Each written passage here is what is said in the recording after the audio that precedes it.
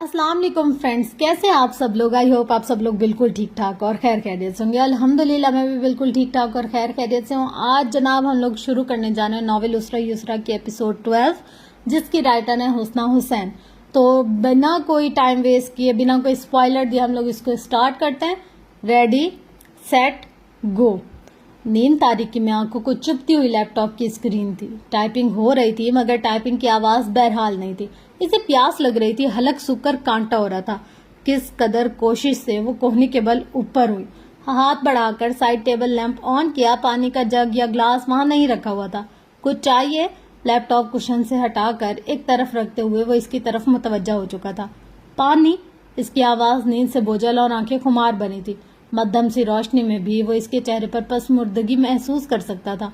गुज़िश्ता कुछ दिनों से इसकी तबीयत खराब थी। 2 बार हॉस्पिटल भी ले जा चुका था। वो मेडिसिन और जरूरी सप्लीमेंट्स भी ले रही थी, मगर कभी बुखार, कभी सर दर्द और कभी कमजोरी के बायस तबीयत निढाल हो रही थी। लिहाफ हटाकर एक साइड पर करते हुए वो रूम फ्रीजर की तरफ बढ़ गया। पानी की बोतल और ग्लास उठाकर इसके पास आया तो वो तब तक उठकर बैठ चुकी थी। इसने ग्लास लेकर पानी पिया। किसी चीज की जरूरत तो नहीं, वो पूछ रहा था। जन्नत ने खाली ग्लास साइड टेबल पर रखते हुए इसे देखा। पिछले 3 दिनों से वो ऐसे ही एक नजर पर जरूर इस पर डालती थी, शक, हैरत और उलझन भरी नजर। मेरी गैर मौजूदगी में तुम्हारे साथ कोई हादसा पेश आया था? इसने पूछा। नहीं। क्यों? वो इसके सवाल पर कुछ हैरान हुआ। तुम मुझसे पूछते हो, किसी चीज की जरूरत तो नहीं? मतलब तुम पूछते हो? हाथ से इशारा किया। नहीं पूछना चाहिए। पूरे 5 माह तक नहीं पूछा तो अब क्यों? सवाल बजा था, एतराज भी बजा। वो लाजवाब हुआ। जेरे लब कुछ बड़बड़ाते हुए वो तकिए को दुरुस्त करती नीम दराज हो गई। फारिस दूसरी तरफ अपनी साबका पोजीशन में आकर बैठ गया था। लिहाफ टांगों पर डालते हुए कुशन पर लैपटॉप पर रखा और एक बार फिर अपना काम करने लगा। वो इसकी जानिब से करवट बदल कर गाल के नीचे हाथ रखे खामोशी से देखने लगी। आंखों पर फ्रेमलेस ग्लासेस थे। पेशानी पर बाल बेतरतीबी से बिखरे हुए थे। यकसुई से अपना काम करते हुए वो अतराफ से यकसर बेनियाज नजर आता था। जानते हो डॉक्टर आमना मुझसे क्या कह रही थी? इसकी आवाज नींद से मुतासिर लग रही थी। क्या कह रही थी? फारिस ने नजरों का जाविया नहीं बदला। कीपैड पर उंगलियां तेजी से मुतहरिक थी। आप टेंशन ना ले मिसेस फारिस। क्या मतलब? क्यों टेंशन ना लो? ये डॉक्टर्स इस तरह की नसीहतें हमें क्यों करते हैं? मतलब शौहरों से क्यों नहीं कहते अपनी बीवियों को टेंशन ना दो? धीमा सा लहजा, कुछ नरम, कुछ खफकी भरा। मिसेस फारिस, इसकी बातें, इसका गुस्सा, इसका लहजा, इसका अंदाज, वो ऐसे ही लड़ने के चक्रों में इसके दिल के तार छेड़ गई थी। फारिस ने बेसाख्ता लैपटॉप से नजरें हटाकर इसे देखा। इसे लगा वो अपना फोकस अपने काम पर नहीं जमा सकेगा। धीमी सी जरकार रोशनी में जन्नत का मोमी चेहरा नुमाया हुआ। सुर्ख आंखों में खफकी ठहरी हुई थी। पेशानी पर ढेर सारे बल थे। एक लम्हे के लिए अगर इसके तासुरात नरम होते तो दूसरे पल वो शदीद गुस्से में नजर आती। अच्छा बताओ, क्या टेंशन है तुम्हें? इसका ये अंदाज, लहजा, रवैया जन्नत के लिए कतई नया था। वो लम्हे भर के लिए हैरान, फिर दूसरे पल कुछ परेशान और तीसरे सेकंड में सदमे से बाहर आ गए। तुम ही तो मेरी सबसे बड़ी टेंशन हो, बना के कह दिया। गुज़िश्ता 3 दिनों से वो जिस तरह इसका ख्याल रख रहा था, तो ना चाहते हुए भी इसे खामोश रहना पड़ा। वो इसे गुस्सा, नाराजगी, खफसी कुछ भी नहीं दिखा सकती थी, बस खामोश सी रही। अब मजीद खामोश नहीं रह सकती थी। मैंने कहा था मुझे तुम्हारे साथ कमरा शेयर नहीं करना, और देखो मुझे बेड तक शेयर करना पड़ रहा है। और आंटी से तुम क्या कहते हो? She is free to what ever she wants. ये अपनी मर्जी से कुछ भी करने पर आजाद है। बाकायदा चेहरे के उतार चढ़ाव के साथ इसने फारिस की नकल उतारी। इसने अपने लबों पर उमड़ती मुस्कुराहट को दबा लिया। तुम्हारी तबीयत ठीक नहीं है तो इसलिए? इसलिए क्या? कोहनी के बल ऊपर होकर इसने फारिस को मशकूक नजरों से घूरा। पहली बार तो खराब नहीं है। और याद है तुमने एक बार मुझे हाथ से पकड़कर बेड से उतारा था? सोना है तो सोफे पर सो जाओ, वरना इस कमरे से दफा हो जाओ। आवाज भारी करके, चेहरे के तासुरात सख्त करके इसकी बहुत खूबसूरती से नकल उतारी थी। वो महज गला खंगार कर रह गया। इस दिन भी मेरी तबीयत खराब थी, सर में दर्द था, हाथ पांव दुख रहे थे। इस दिन तो तुमने मेरी कोई तीमारदारी नहीं की थी। फारिस को अंदर ही अपनी इस हरकत पर बहुत अफसोस हुआ। हाँ, लेकिन जब तुम लाहौर से आई थी तब की थी। वो कुछ कहने के लिए मुंह खोल ही रही थी, लब भींच कर रह गई। इसलिए की थी ताकि मुझे जता सको। मेरा मतलब ये नहीं था। तो क्या मतलब था तुम्हारा? क्या इसका लड़ाई का मूड हो रहा है? फारिस ने अचंभे से इसे देखा। तुम मान क्यों नहीं लेते कि मुझे तुम्हारी मर्जी के मुताबिक जीना पड़ रहा है, पहले भी और अब भी? कतरा कतरा लबों का तेजाब फारिस के अंदर झुलसना आने लगा। بظاہر وہ عام سے لہجے میں بغیر کسی دکھ کا اظہار کے بات کرتی تھی، مگر وہ اس کا غم، اس کا درد بہت اندر سے محسوس کر سکتا تھا۔ تمہارے دماغ میں کیا چل رہا ہے؟ اس کی خاموشی سے عاجز آ کر وہ بہت سنجیدگی سے پوچھ رہی تھی۔ تم خود کو پریشان کر رہی ہو، اس نے کہا۔ پریشان تم مجھے کر رہے ہو، وہ اس کی آنکھوں میں آنکھیں گاڑ کر بولی۔ میں کیسے مان لوں؟ تم اب کوئی چال نہیں چل رہے؟ اب کیا تمہاری کوئی پلاننگ نہیں ہے؟ یہ کیسے ہو سکتا ہے؟ اس طرح رویہ بدل کر تم مجھے بے وقوف نہیں بنا سکتے، اس نے واضح کہہ دیا۔ فارس چند لمحوں تک اسے خاموش نظروں سے دیکھتا رہا۔ عدیل احمد کل تمہیں کیٹلاگ دے جائے گا، فرنیچر پسند کر لینا، 1-2 دن میں کمرہ فرنشڈ ہو جائے گا تو پھر تم نیچے شفٹ ہو سکتی ہو۔ اس کا لہجہ سخت نہیں تھا، نہ ہی لفظوں میں نفرت ہی کاٹ تھی۔ ہاں تم تو یہی چاہو گے، تم تو پہلے بھی یہی چاہتے ہو کہ میں اس کمرے سے نکل جاؤں۔ وہ کچھ حیرت سے اسے دیکھ کر رہ گیا۔ میں تو بس اس لیے کہہ رہا تھا کیونکہ تمہیں الگ کمرہ چاہیے۔ ہاں چاہیے، بالکل چاہیے، جب تک میں یہاں ہوں مجھے الگ کمرہ ہی چاہیے، تمہارے ساتھ رہ کر مجھے پاگل نہیں ہونا، سرد لہجے میں کہہ کر کہیں اور دیکھنے لگی۔ وہ چند لمحوں تک اسے دیکھتا رہا۔ چلو تمہاری ایک ٹینشن تو کم ہوئی، مسکراہٹ دبا کر کہا۔ ٹینشن کم نہیں کرنی، مجھے ختم کرنی ہے۔ وہ اس کی دیدہ دلیری پر حیران ہوئے بنا نہ رہ سکا۔ اب میں خود کو اس لیے تو ختم نہیں کر سکتا کہ میں ایک ٹینشن ہوں، لیکن کوشش کر کے خود کو تھوڑا سا بدل سکتا ہوں، ٹینشن کی جگہ کچھ اور ہو سکتا ہوں۔ اس کا لہجہ خالص دوستانہ تھا۔ گردن موڑ کر وہ کچھ صدمے سے اسے دیکھ کر رہ گئی۔ کہاں وہ ذرا سی بات پر آپے سے باہر ہو جاتا تھا اور کہاں اب کسی بھی بات پر غصہ نہیں کرا تھا۔ مجھے پورا یقین ہے تمہارے سر پر کوئی چوٹ لگی ہے۔ ہاں چوٹ تو لگی ہے، لیکن سر پر نہیں۔ اس کا معنی خیز جملہ جنت کے سر پر سے گزر گیا۔ وہ اس کے پرسکون رویے پر تپ گئی، اس کی مسکراہٹ سے چڑ گئی، پھر گہری سانس لے کر اپنے اعصاب پر قابو پاتے ہوئے اس کی طرف دیکھا۔ وہ سینے پر بازو باندھے، چہرے کا رخ موڑے اسے سنجیدگی سے دیکھ رہا تھا۔ لیپ ٹاپ کی روشنی اس کے نفیس گلاسز پر منعکس ہوتی ہوئی سبز مائل لہروں کا تاثر دے رہی تھی۔ گلاسز میں اچھا لگ رہا تھا۔ وہ فوراً سے نظریں ہٹا کر دل کو جھڑک دیا کہ گلاسز کے ساتھ اچھا لگے یا برائی سے کیا۔ مت بھولنا کہ میں یہاں آنٹی کی وجہ سے صرف ڈیلیوری تک ہوں، انہوں نے مجھ سے وعدہ کیا ہے۔ اپنے اندر بہت سارا خوف اور ڈھیر سارا غصہ لیے پچھلے 3 دنوں میں یہ بات کئی بار دہرا چکی تھی۔ تم جانتے ہو میں ممی کی کوئی بات نہیں ٹالتا۔ وہ بس اس ایک جملے سے اس کے خدشات رفع کر سکتا تھا۔ اسی بات کی تسلی ہے، ورنہ تم پر مجھے چونٹی جتنا بھی بھروسہ نہیں، کہہ کر کروٹ بدل گئی۔ فارس نے کچھ نہ کہا۔ جنت نے گہری سانس لے کر آنکھیں موند لی۔ ادینہ زبیر کا تصور ایک طرف، مسز شیرازی کی ہدایتیں اور نصیحتیں دوسری طرف، اور آنے والے وقت اور فارس کی ٹینشن تیسری طرف۔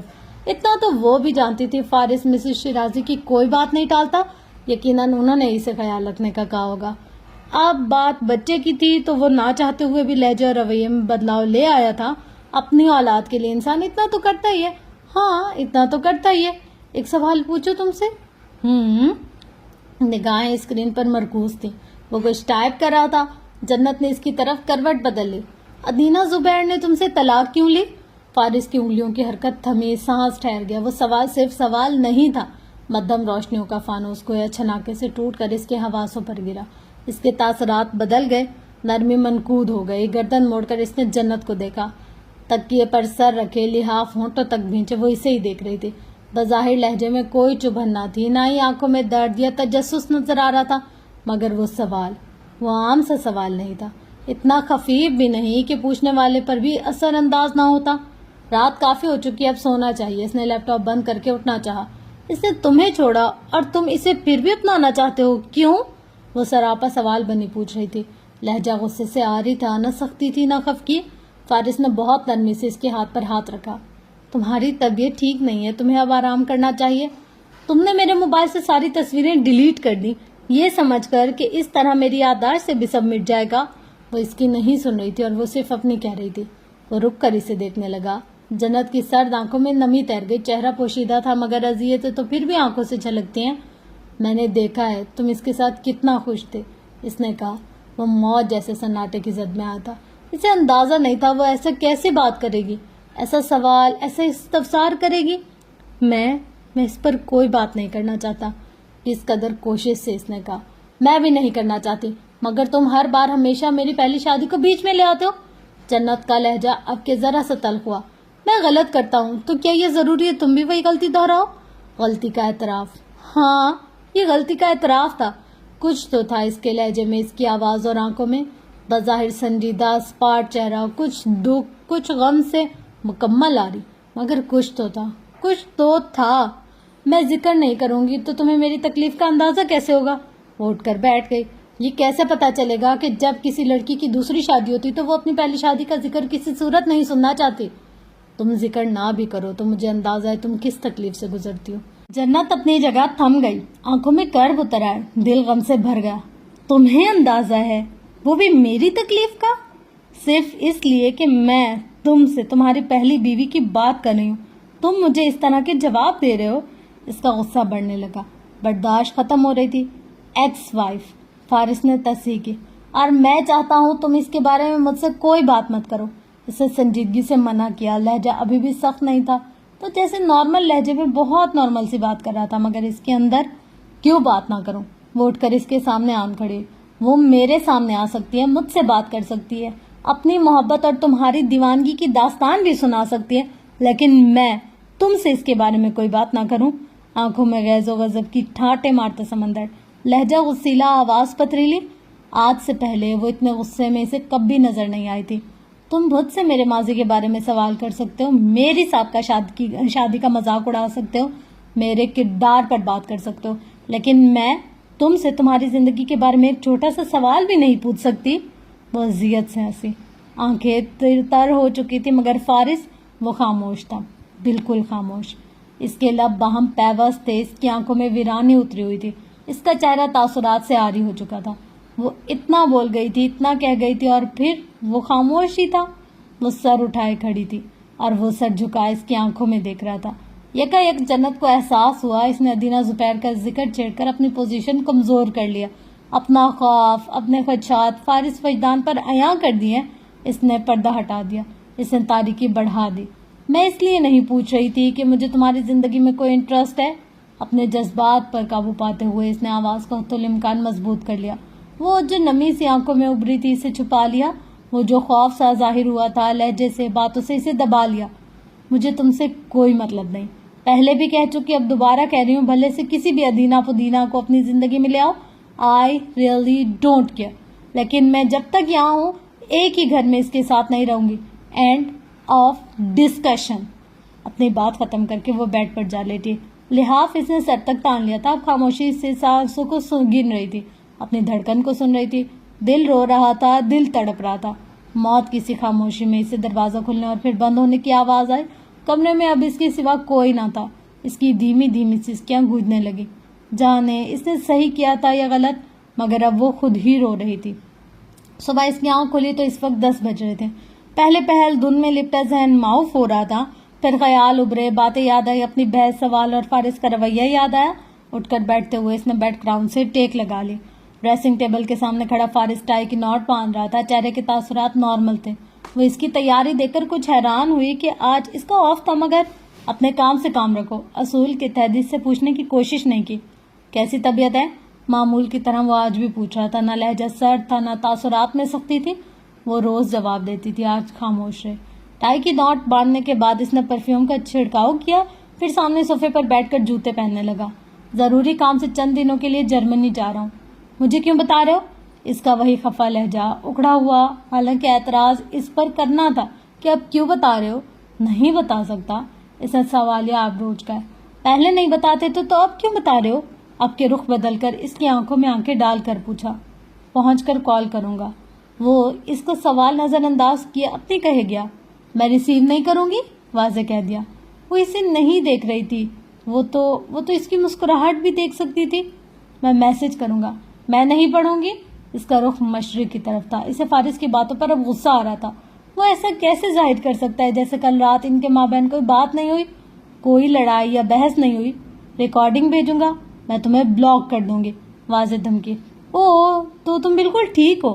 میں ایسے ہی فکر مند ہو رہا تھا. وہ مسکرایا. وہ اچھا خاصا تب گئی، مگر تحمل سے بیٹھی رہی. وہ چند لمحوں تک اسے مسکراتی نگاہوں سے دیکھتا رہا، پھر اٹھ کھڑا ہوا. اپنا خیال رکھنا، یہ بات میں تم سے نہیں کہوں گی. خود کو بیوہ ہونے سے بچانے کے لیے بھی نہیں. کیا مصیبت ہے؟ وہ بے تنہا سے چڑھ کر جھنجھلائی اور اٹھنے کا ارادہ ترک کر کے دوبارہ لحاف میں گھس گئی. اور وہ کھڑا رہا، متبسم نگاہوں سے اسے تکتے ہوئے، اس کی موجودگی کو اپنے آس پاس زندگی کی طرح محسوس کرتے ہوئے. پل بھر میں کتنے مناظر تھے جو آنکھوں میں سمائے تھے. اس کا سی آف کرنے کے لیے اس کے پیچھے بھاگتے ہوئے گاڑی تک جانا, دروازہ کھولنا, بے تو کسی بات پر بحث شروع کر دینا, اور پھر ہنستے رہنا, دھڑا دھڑ میسج, بہت سے سوالات. اس نے کچھ اذیت سے خیال کو جھٹک دیا. اللہ حافظ, اس نے کہا. جنت کے وجود میں کوئی جنبش نہ ہوئی. کچھ دیر بعد قدموں کی آہٹ کے ساتھ دروازہ بند ہو گیا. سکھ بھری سانس لے کر لحاف ہٹائے کچھ دیر تک اپنی جگہ چپ چاپ بیٹھی رہی, پھر اٹھ کر بالکنی میں جا کھڑی ہوئی. اسے فارس وجدان کے گارڈ کے ہمراہ اپنی گاڑی کی طرف جاتا ہوا نظر آیا. کسی احساس کے تحت وہ رک کر مڑا. جنت تیزی سے پلر کی اوٹ میں ہو گئی. دیکھے بنا جان گئی تھی کہ وہ اسی طرف ہی دیکھ رہا ہے. کچھ ہی دیر بعد گاڑی سٹارٹ ہونے کی آواز آئی. اسے سر نکال کر ایک بار پھر دیکھا. عقبی نشست کا شیشہ نیچے ہوا تھا. گھڑی کے چمچماتے ڈائل والا ہاتھ باہر نکلا. فارس نے ہاتھ ہلایا. اس نے گڑبڑا کر اپنا سر اندر کر لیا. پتہ نہیں وہ اس کی ہر حرکت کا کیسے اندازہ لگا لیتا تھا. ہڑبڑا کر واش روم میں گھس گئی تھی. وہ ناراض تھی. اس کا موڈ بالکل بھی ٹھیک نہیں تھا. کبھی خود پر غصہ آ رہا تھا اور کبھی فارس پر. کبھی اپنی سوچ الجھانے لگتی تھی اور کبھی فارس کا رویہ سلگانے لگتا تھا. ناشتے کے بعد لان میں ٹہلتے ہوئے وہ حتی الامکان پرسکون ہونے کی کوشش کرتی رہی, اور اس کوشش میں وہ بری طرح سے ناکام ہوتی رہی. اس پر نظریں جمائے اکثر نے کوئی 7ویں بار ٹھنڈی آ بھر کر اپنے کمرے کی کھڑکی سے سر اندر کیا تھا. 2 بار معذرت کے لیے جا چکی تھی. 3 بار آئی ایم سوری والے کارڈ لکھ کر بھیجے تھے. 4 بار دور سے کان پکڑ کر بھی دکھایا تھا, مگر اس کی آپی وہ تو کچھ ماننے کو تیار ہی نہیں تھی. ایک لمبی سی ٹھنڈی آہ بھر کر اپنا سر تکیے پر رکھا اور بڑی بوڑھیوں کی طرح ٹھنڈی آہیں بڑھنے لگی, اور تب اسے گاڑی کا ہارن سنائی دیا. گیٹ کھلنے کے ساتھ ہی گاڑی اندر داخل ہوئی. جھٹ سے اٹھ کر کھڑکی میں آئی. پورٹ میں سفید یارڈز کھڑی تھی. عدیل احمد باہر نکل آیا تھا. اللہ, یہ کیا کر رہے ہیں یہاں؟ گلاسز ہٹا کر موصوف نے سیدھا کوارٹر کی طرف دیکھا. وہ جھٹ سے پردے کی اوٹ پہ ہو گئے. 2 بار محتاط ہو کر سر نکالا تو وہ لان سے ہوتے ہوئے صدر دروازے کی طرف جا رہا تھا. ہاتھ میں شاید کوئی فائل تھی. اس نے گہری سانس لے کر فوراً آئینہ دیکھا. چہرہ بالکل صاف اور نکھرا نکھرا سا تھا, مگر اسے اپنی راحت والی شکل ہی نظر آ رہی تھی, اور یہ آج سے نہیں 1 ہفتے سے ہو رہا تھا. چلو اچھا ہوا جنت آپی خفائیں, اسی طرح مجھے اس کے سامنے تو نہیں جانا پڑے گا. اسے تسلی ہوئی. کیسے ہنس رہا تھا اس دن. عدیل احمد کا چہرہ یاد آیا تو اپنا چہرہ غصے سے سرخ ہونے لگا. اسی لمحے دروازے پر دستک ہوئی. جا کر کھولا تو سامنے ملازمہ کھڑی تھی. آپ کو چھوٹی صاحبہ بلا رہی ہیں؟ کون چھوٹی بیگم صاحبہ؟ اس کی ہمائیاں اڑ گئی. ملازمہ نے اسے ایسے دیکھا جیسے اس کی عقل پر شک گزرا ہو. جنت صاحبہ. وہ گھبرا گئے. مجھے؟ انگلی سے اپنی طرف اشارہ کیا. جی ہاں آپ کو. وہ پیغام دے کر چلتی بنی, اور اقصیٰ کی تو سچ مجھ میں جان پر بنائی. وہ تو ناراض ہے مجھ سے, کیوں بلا رہی ہیں آخر؟ اسے رونا آیا. ایک بار پھر آئینہ دیکھ کر کہیں کوئی لائنر وائنر مسکارا شسکارا وغیرہ کے نشان تو نہیں ہے. پھر اپنے تاثرات پر قابو پاتی وجدان ہاؤس کی طرف بڑھ گئی. مرکزی دروازے سے لاؤنج تک وہ کیسے گئی یہ صرف وہی جانتی تھی. آپ نے مجھے بلایا؟ پورے اعتماد کے ساتھ جنت کے پاس مؤدب سی جا کر کھڑی ہو گئی. سامنے عدیل احمد براجمان تھا. ملازمہ اسے مشروب پیش کر رہی تھی. اقصیٰ نے بھولے سے بھی اس کی طرف نہ دیکھا. تم میری مینیجر ہو؟ جنت حیران تھی. عدیل احمد مسکراہٹ دبا گیا.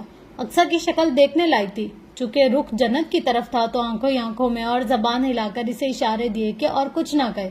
اس چائنیز عدیل کے سامنے تو بالکل بھی نہیں کہ مزید بے عزتی وہ افورڈ نہیں کر سکتی تھی. اقصیٰ. جی آپی. وہ میں. گھبرا کر دوپٹے کا پلو انگلیوں میں گھمایا. اسی کی ٹھنڈک میں پیشانی پسینے سے تر ہوش اڑا رہی تھی. جنت نے گہری سانس لے کر اسے دیکھا. حالانکہ بلایا تو اس لیے تھا کہ اس کی کلاس لی جا سکے, مگر جیسا کہ مسٹر عدیل آپ جانتے میں اپنے مینیجر کے بغیر کوئی کام سر انجام نہیں دیتی. اقصیٰ کی جان میں جان آ گئی. ممنون ہوتی نگاہوں سے اپنے مالکن ٹائپ آپی کو دیکھا. عدیل احمد ہنزو مبہم سی مسکراہٹ کے ساتھ سر ہلا کر رہ گیا. بیٹھو. آنکھوں سے اشارہ دیا. وہ تو جنت کے برابر میں ٹک گئی. کیٹلاگ تھمایا, صفحے پلٹائے. کیا شاندار فرنیچر کی تصاویر تھی. اقصیٰ کی آنکھیں پھیل گئیں.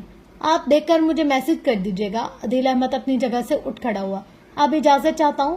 کوٹ کے بٹن بند کرتے ہوئے کہا. لیکن اس سے پہلے کیا میں مسز شیرازی سے مل سکتا ہوں؟ شیور, میں بلا کر لاتی ہوں. جنت اٹھ کر چلی گئی. عدیل نے اقصیٰ کی طرف دیکھا جو کیٹلاگ پر نظر گاڑے یوں بیٹھی تھی جیسے دنیا کا کوئی مشکل ترین کام اس کے حوالے کر دیا گیا اور جسے سر انجام دیے بغیر دنیا نے ختم ہو جانا. کیسی ہیں آپ؟ سنی انسنی کیے خاموش رہے. اس کے ساتھ میک اپ پمفلٹ بھی ہے. عدیل نے فرنیچر کیٹلاگ کی طرف اشارہ کیا. یہ brand water proof make up مہیا کرتی ہے. تھوڑی مہنگا ہو سکتا ہے بٹ اٹس ورتھ اٹ. میری کزن یہ استعمال کرتی ہے اور اقصیٰ کا جی چاہا زمین پھٹے اور وہ اس میں سما جائے. آپ اپنے مشورے اپنے پاس رکھیں.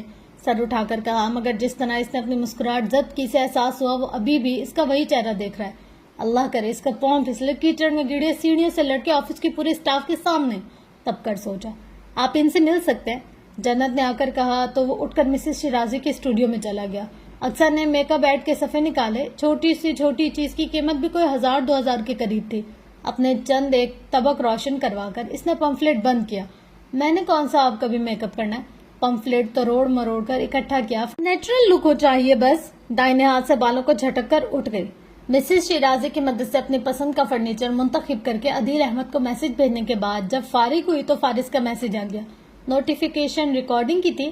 وہ بدمزہ ہوئی کہ اگر وہ میسج لکھ کر بھیجتا تو ٹک بلو آف کر کے وہ آرام سے میسج پڑھ سکتی تھی، مگر یہاں تو پیغام جاننے کے لیے ریکارڈنگ سننا ضروری ہو گیا تھا، اور ریکارڈنگ تو ہر حال میں اشارہ دیتی ہے کہ اس نے سن لیا ہوگا۔ موبائل سائڈ ٹیبل پر رکھ کر وہ میگزین کی ورگردانی کرنے لگی۔ اسے فارس فقدان کو بالکل اسی طرح سے نظر انداز کرنا تھا جیسے وہ کرتا تھا، مگر یہ سسپینس کہ اس نے کیا کہا ہوگا یہ اسے کوئی بھی کام نہیں کرنے دے رہا تھا۔ فیشن میگزین کی رنگ برنگی تصاویر سے اس کی دلچسپی ختم ہو گئی۔ میگزین رکھ کر موبائل اٹھا لیا۔ اس کا ایک واٹس ایپ گروپ تھا جس کی بس وہی اکلوتی ممبر اور اکلوتی ایڈمن تھی۔ فارس کی ریکارڈنگ پلے کیے بغیر اسی گروپ میں شیئر کی، پھر تسلی سے سننا شروع کیا۔ جانتا ہوں تم مجھے سن رہی ہو، یہ ٹرک مجھے بھی آتی ہے۔ گڑبڑا کر موبائل بند کر کے پرے دھکیلا جیسے وہ ابھی بھی اس کے موبائل سے نکل کر آئے گا۔ مصیبت، بڑبڑا کر اٹھ گئی۔ موبائل اس نے کمرے میں ہی چھوڑ دیا۔ رات گئے تک فارس کے کئی میسیجز، کئی ریکارڈنگز اور کئی تصاویر موصول ہوتی نہیں تھی، مگر اس نے اس کا ہر میسج اندیکھا رہنے دیا، بالکل ویسے ہی جیسے وہ اندیکھی رہ جاتی تھی۔ دیوار گر کھڑکیوں کے سامنے وہ صوفے پر آلتی پالتی مارے بیٹھی ہوئی تھی۔ کچھ کاغذات ٹیبل پر بکھرے تھے اور کچھ اس کے برابر میں صوفے پر رکھے تھے، چند ایک ہاتھ میں تھے جنہیں وہ یکسوئی سے پڑھ رہی تھی۔ ہر تھوڑی دیر بعد اس کی آنکھوں کا تاثر بدل سا جاتا تھا، نمی ٹھہر جاتی، دل تھم جاتا۔ وہ ایک ایک لفظ، ایک ایک امید، ایک ایک تسلی، ایک ایک پیغام سمجھ کر پڑھ رہی تھی۔ اس نے سر اٹھا کر مسز شیرازی کو دیکھا۔ وہ کینوس کی طرف متوجہ تھی، مگر گاہے بگاہے اسے بھی دیکھ لیتی تھی۔ اس کے تاثرات انہیں ایک الواحی سی خوشی دیتے تھے، جیسے وہ کچھ سمجھ رہی ہے، بدل رہی ہے۔ آپ اس طرح آیت کو کیسے سمجھ لیتی ہیں؟ وہ کہے بنا نہ رہ سکی۔ ویل چیئر کو حرکت دیتے ہوئے وہ کچھ آگے ہوئی اس کے قریب، پھر ہاتھ بڑھا کر کچھ صفحات اٹھا لیے۔ لبوں پر مدھم سے مسکراہٹ ابھر کر معدوم ہو گئی۔ جو صفحہ ہاتھ میں تھا وہ مکمل زرد رنگ کا تھا۔ زرد رنگ کے صفحے پر وہ ہمیشہ آیت لکھا کرتی تھی۔ گلابی صفحے پر ان کا ریسرچ ورک ہوتا تھا۔ ہلکے سبز اسمائل صفحے پر ٹو دی پوائنٹ وہ بات جو تحقیق کا حاصل ہوتی تھی، اور پھر یہ صفحات ایک فائل میں ترتیب سے لگے رہتے تھے۔ تمہارے خیال سے ایک عورت کے لیے سب سے بڑی 2 آزمائشیں کون سی ہو سکتی ہیں؟ ان کا سوال سن کر اس کی نظر بے ساختہ اس زرد صفحے کی طرف اٹھ گئی جو انہوں نے اس کی جانب بڑھایا تھا۔ اس نے صفحہ تھام لیا۔ مسز شیرازی نے یہ کیا پوچھا تھا؟ وہ کیا لکھ رہی تھی جسے انہوں نے ادھورا چھوڑ دیا تھا؟ کیا سمجھ رہی تھی جو آنکھیں اتنی نم اور دل اتنا بھر گیا تھا؟ صفحے پر 2 آیات لکھی تھی۔ ایک آیت ام موسیٰ کی تھی جب انہوں نے موسیٰ علیہ السلام کو سمندر کے حوالے کیا تھا۔ دوسری آیت مریم علیہ السلام کی تھی جب انہوں نے حمل ٹھہرایا تھا۔ دونوں کو لا تحزنی، غم نہ کرو کہا گیا تھا، اور دونوں ہی اس وقت تکلیف کی انتہا سے گزر رہی تھی۔ کردار کی پاکیزگی اور اولاد کا غم، ذہن نے فوراً ہی کام کیا تھا۔ اس نے بے ساختہ سر اٹھایا۔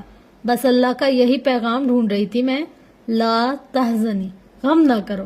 وہ جانتا ہے ایک عورت کا دل کتنا کمزور ہے، خصوصاً ایک ماں کس تکلیف سے گزرتی ہے، کس درد کو سہتی ہے، اس کے سوا اور کوئی جان ہی کیسے سکتا ہے۔ وہ کہہ کر خاموش ہو گئی اور جنت ترہم بھری نگاہوں سے انہیں دیکھ کر رہ گئی۔ جوان اولاد کی موت کا غم سہتی ہوئی ماں، اسے مسز شیرازی کے بیٹے اور پھر یتیم پوتے کا خیال آیا۔ بے اختیار دل میں کرب گھل گیا تھا۔ وہ ماں بیٹے کے اس معاملے میں بالکل نہیں آنا چاہتی تھی، مگر آپ فارس سے بات کیوں نہیں کرتی؟ کس بارے میں؟ اپنے پوتے کے بارے میں۔ مسز شیرازی نے رک کر اسے دیکھا۔ یہ بات اس سے کرنے والی نہیں ہے بیٹا۔ وہ بے بسی سے مسز شیرازی کو دیکھ کر رہ گئی۔ وہ ایسا کیسے کہہ سکتی تھی؟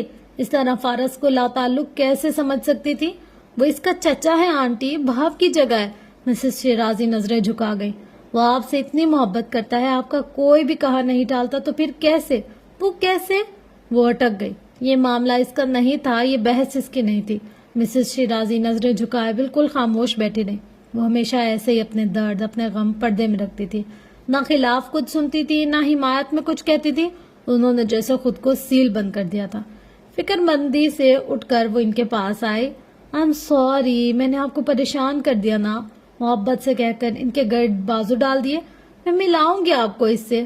وہ نم آنکھوں سے بمشکل مسکرائیں. آپ اس پینٹنگ کو مکمل کریں جلدی، کیونکہ مجھے اپنے نئے بیڈ روم میں بیڈ کے اوپر یہی پینٹنگ لگانی ہے. انہوں نے خیالات کو جھٹک کر برش اٹھا لیا. وہ جیسے خود کو اس تکلیف سے نکالنا چاہتی تھی. جنت میز پر رکھی پینٹنگز دیکھنے لگی. ان میں سے 2 تو اس نے اپنے کمرے کے لیے نکالنی تھی، تیسری کا جائزہ لے رہی تھی. اسے کمرے کی انٹیریئر کے حساب سے وہی رنگ منتخب کرنے تھے جو کمرے کی دیواروں پر جچیں. اسری یسرا کا کیا ہوا جنت؟ کچھ یاد آنے پر انہوں نے پوچھا تو جنت نے مڑ کر انہیں دیکھا. خفیف سی ہو کر ہنس دی. ابھی سفر میں ہوں، جلد سمجھ لوں گی. مسز شیرازی مسکراتے ہوئے کینوس کی طرف متوجہ رہیں. برش حرکت میں تھا. کچھ یاد آ جانے پر جنت کے ان کے پاس فلور کشن پر آ بیٹھی. آنٹی، سورۃ طلاق میں بھی تو اسری یسرا کی ایک آیت ہے، ان قریب اللہ تنگی کے بعد آسانی کر دے گا. الطلاق آیت 7. سورہ نشرح کے برعکس اس آیت میں اسر کے ساتھ الف اور لام میم نہیں ہے، اور اس میں بعد کے بعد ماں نہیں ہے. انہوں نے اس بات میں سر ہلایا.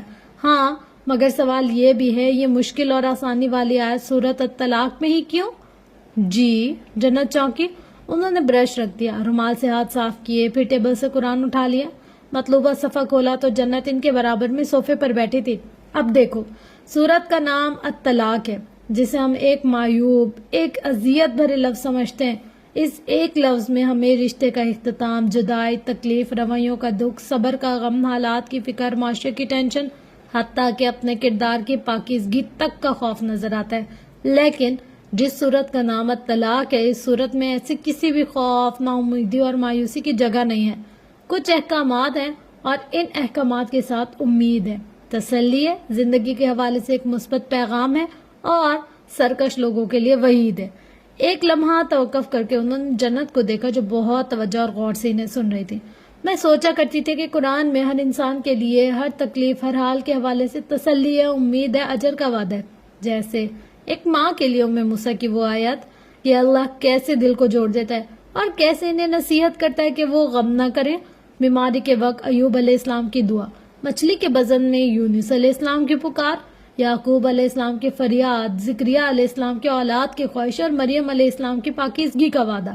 اس طرح اور بھی بہت سے معاملات ہیں. لیکن ایک مظلوم، طلاق یافتہ مرد یا عورت کے لیے کیا ہوگا؟ جنت دم سادے انہیں دیکھ رہی تھی، انہیں سن رہی تھی. مشکل اور سخت حالات کی تسلی اور امید تو قرآن میں ہر جگہ ہے. آسائش کا ذکر بھی ہے، اجر کا وعدہ بھی ہے. لیکن میں طلاق کے حوالے سے اس امید اور تسلی کو اسی صورت سے سمجھنا چاہ رہی تھی جو مخصوص اسی ٹاپک کے لیے نازل ہوئی. وہ لمحے بھر کو رکی. اب دیکھو، سورۃ طلاق کے بارے میں آیت ہے. ان میں سے 6 آیت کے اختتام پر ہر ٹوٹے ہوئے محزن، غمگین انسان کے لیے اچھے، امید بھرے میسیجز ہیں. سنجیدگی سے کہتے ہوئے اب وہ براہ راست اس کی آنکھوں میں دیکھ رہی تھی. اگر ہم تفسیر کے ساتھ پوری آیت کو سمجھیں گے تو پھر اس کا معنی و مفہوم ہمیں اس احکام کے ساتھ جڑا ہوا نظر آئے گا جو آیت میں طلاق، عدت، رضاعت وغیرہ کے حوالے سے واضح موجود ہیں. لیکن جب ہم ہر آیت کے آخر میں اس ایک مخصوص حصے پر غور کریں گے تو ہمیں زندگی اور اپنے حالات کے حوالے سے ایک مکمل اور منفرد پیغام نظر آئے گا، خصوصاً ایک طلاق یافتہ کے لیے. رک کر اس کی جانب دیکھا، اور چونکہ اس صورت میں تقوی کا لفظ بار بار استعمال ہوا ہے تو ہم اس ایک لفظ کو بھی اپنے ذہن میں رکھ کر گہرائی میں اتریں گے. قرآن ہاتھ میں تھا، کھول کر پھر انگلی رکھ کر بالترتیب وہ آیت کی نشاندہی کرتے ہوئے بولی، یہ پہلی آیت کے آخری میں لکھا ہے، اور تم کیا جانو، شاید اللہ اس کے بعد کوئی نئی بات پیدا کر دے. سورۃ الطلاق آیت 1. جب آپ کو اپنی زندگی اندھیر لگ رہی ہو، سب ختم ہو چکا ہو، دروازے بند ہو چکے ہوں، نہ امید نظر آئے اور نہ آسانی کا کوئی سبب باقی رہا ہو، تو اس وقت اللہ آپ کے لیے آپ کی زندگی میں کچھ نیا کر سکتا ہے. ایک لمحے میں سب بدل سکتا ہے، غم خوشیوں میں، محرومیاں عطا میں، صبر اجر میں، اور خواب حقیقت میں. لیکن شرط یہ کہ آپ کے اندر تقوی ہو. روانی سے بولتے ہوئے ایک لمحے کو رکیں. اب یہ تقوی کن معاملات میں ہوتا ہے؟ ایک خالق کے معاملات میں، دوسرا اس کی مخلوق کے معاملات میں. رشتہ چاہے اللہ کے ساتھ ہو یا اس کی مخلوق کے ساتھ، اسے نبھانے کے لیے آپ کی سوچ، آپ کی نیت، آپ کے اعمال بہت اہمیت رکھتے ہیں، کیونکہ انہی سے اللہ کی عدالت میں اس بات کا تعین ہوتا ہے کہ آپ ظالم ٹھہریں یا مظلوم. آپ حد میں رہے یا پھر سرکش ہوئے، آپ نے اپنے فرائض بھی سر انجام دیے یا پھر اپنے حقوق کا ہی مطالبہ کرتے رہے، جنت کمال کی نگاہیں آیت پر ٹھہر گئی، قرآن کے پیغام مرہم کی تناتے، سینے کی ٹھنڈک اور دل کا سکون۔ پھر دوسری آیت کے اختتام پر، اور جو اللہ سے ڈرتا ہے اللہ اس کے لیے نجات کی صورت نکال دیتا ہے، مخرج باہر نکلنے کا راستہ، اس تنگی، پریشانی، غم یا مصیبت کے دائرے سے باہر کا راستہ، مخرج ایگزٹ، آپ اس دائرے، اس آزمائش، اس مصیبت سے ایک لمحے میں باہر ہوں گے۔ یہاں بھی تقویٰ لازمی شرط ہے۔ سنجیدگی سے کہہ کر انگلی کو اگلی آیت پر رکھا۔ تیسری آیت میں ایک ساتھ 3 میسیجز ہیں، اور اسے وہاں سے رزق دیتا ہے جہاں سے اسے گمان بھی نہ ہوا ہو، اور جو اللہ پر بھروسہ کرتا ہے وہی اس کو کافی ہے۔ بے شک اللہ اپنا حکم پورا کرنے والا ہے، اللہ نے ہر چیز کے لیے ایک پیمائش مقرر کر دی ہے۔ شادی، محبت، خوشی، سکون، عزت، اولاد، یہ رزق ہے، اور یہ رزق اپنے صاحب تک اللہ کی مرضی سے ہر حال میں پہنچتا ہے۔